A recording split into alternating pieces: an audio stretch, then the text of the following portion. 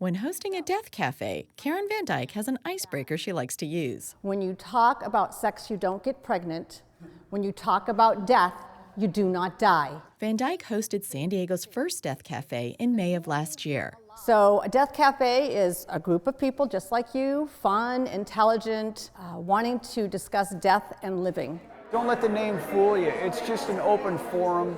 There's no belief system that's being projected onto anybody.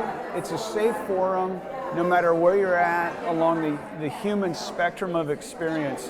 It's a comfortable place to come and dialogue about things that can be uncomfortable for a lot of people and have been taboo for generations in our Western society. The death cafes actually started in Switzerland. They weren't called the death cafes then, but it was called Café MORTEL.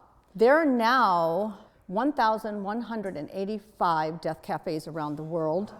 There are 23 countries now hosting death cafes. Death wants to be heard, and that's what the death cafes are about. Letting death be heard and having that conversation with each other about that.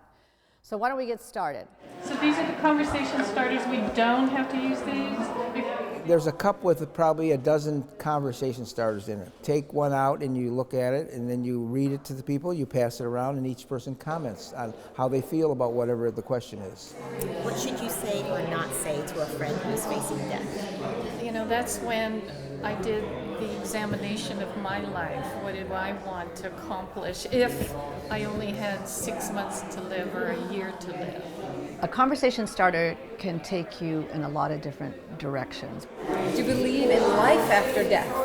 You know, so it's how we choose to believe, you know, that I just don't believe this is it. Right. And I was raised Catholic, and so there's a lot about saints, and I love my saints. And I was raised Catholic as well. I mean, I went to Catholic school nearly my entire life. But no, I definitely believe more in the spirituality of things. I also believe that we're a spirit, that we're a body, and I don't think this is the end of it either. What special rites or ceremonies do you want performed when you're done? I want my ashes spread on Navajo land. Okay. I know without a doubt that is deep in my blood somewhere. And so be it. Well, the cool thing is I sat next to an atheist tonight.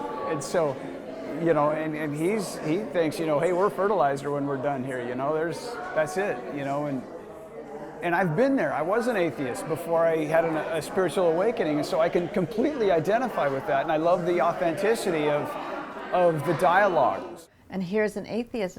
We're here now, let's all do it well, and then it's done.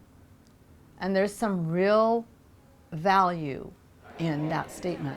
So everybody's accepted for where they're at today, right now, and they're not expected to come into a common belief.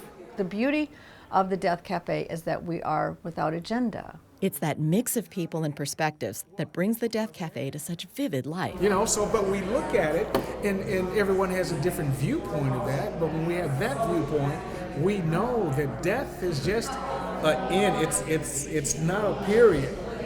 It's a comma, because it continues to go. Whether it's a period or a comma, it may or may not make a difference. It makes a difference for you. Mm-hmm. I think people can, whether it's a period or a comma, can still have peace around either way. Yes. And I see that in you, and the word is acceptance. Right, Mm-hmm. right. Burton Disner's wife died 27 years ago. His experience with death changed his perspective on life. I had a psychologist friend many years ago who said to me, until you realize you're not going to get out of here alive, seriously, he said, you're not going to enjoy life. And that's the whole idea, enjoy life while you're here.